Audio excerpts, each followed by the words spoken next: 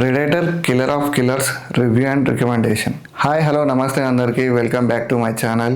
ఈరోజు నేను ముంగడికి ఒక యాక్షన్ సినిమాతో అయితే వచ్చేసిన, అదే predator killer of killers.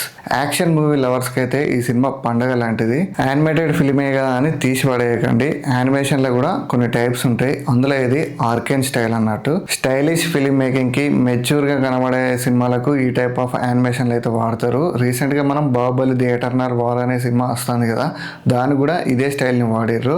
So అంత ఇంపాక్ట్ ఉంటుంది ఈ సినిమాలకు, అంత ఫ్యాన్ ఫాలోయింగ్ కూడా ఉంటుంది. నాకు కూడా పర్సనల్గా ఆర్కెన్ స్టైల్ అంటే చాలా ఇష్టం, మీకు కూడా ఖచ్చితంగా నచ్చుతుంది. అందుకే మరీ చెప్తానా, ఖచ్చితంగా ఈ సినిమా చూడండి, అప్పుడే అర్థమవుతుంది మీకు ఎందుకు చెప్తానా అనేది.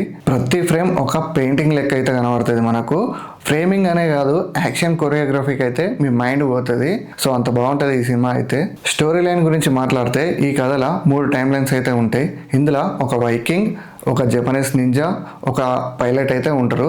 వీళ్ళ టైం పీరియడ్లో ది బెస్ట్ ఫైటర్స్ అన్నట్టు.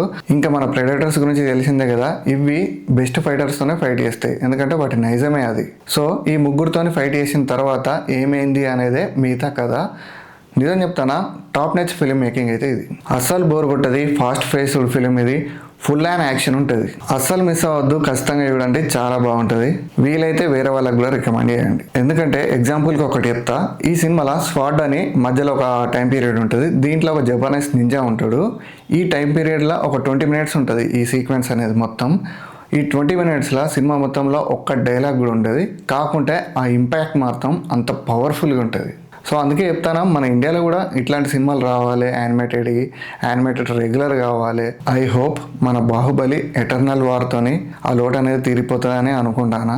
మన ఇండియన్ సినిమాల యానిమేటెడ్ సినిమాలు అనేవి రెగ్యులర్ కావాలని ఆశిద్దాం. ఇంకా టెక్నికల్ విషయాలకు వస్తే, ఈ సినిమా డైరెక్టర్ వచ్చి డాన్ ట్రాక్టెన్బర్గ్.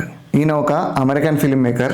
ఈయన ఇంతకుముందు ప్రే అనే సినిమా చేసిండు, ఆ సినిమా తర్వాత ఈ కిల్లర్ ఆఫ్ కిల్లర్స్ వచ్చింది. దీని తర్వాత బ్యాడ్ ల్యాండ్స్ అనే సినిమా కూడా తీసిండు. నేను ఆ సినిమాల గురించి కూడా తర్వాత వీడియోలలో చెప్తూనే ఉంటా. సో ఓవరాల్గా ఈ సినిమా మేకింగ్ అనేది చాలా బాగున్నది, మ్యూజిక్ బాగుంది, సౌండ్ డిజైన్ బాగున్నది, ముఖ్యంగా స్టోరీ టెల్లింగ్ బాగున్నది. అందుకే ఈ సినిమా ఇంపాక్ట్ నా మీద చాలా బాగా పడ్డది. మీకు కూడా నచ్చుతుందని అనుకుంటాను.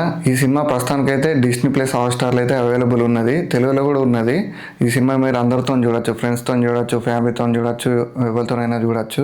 ఈ సినిమాకి నా రేటింగ్ అంటే 5 స్టార్ ఇస్తా. 5/5 సినిమా ఇది. అసలు ఎక్కడ ఒక చిన్న లోటు కూడా ఉండదు, ప్రాపర్ వేలో తీసిన సినిమా అయితే ఇది. అందుకే దీనికి 5 స్టార్ ఇస్తాను నేను. సో ఇది ఓవరాల్గా మన predator killer of killers movie review and recommendation. చూస్తూనే ఉండండి మై మూవీ బకెట్ లిస్ట్. కొత్తగా వచ్చినట్లయితే లైక్, షేర్, సబ్స్క్రైబ్ చేసేయండి. మళ్ళీ నెక్స్ట్ వీడియోలో కలుసుకుందాం. Thank you.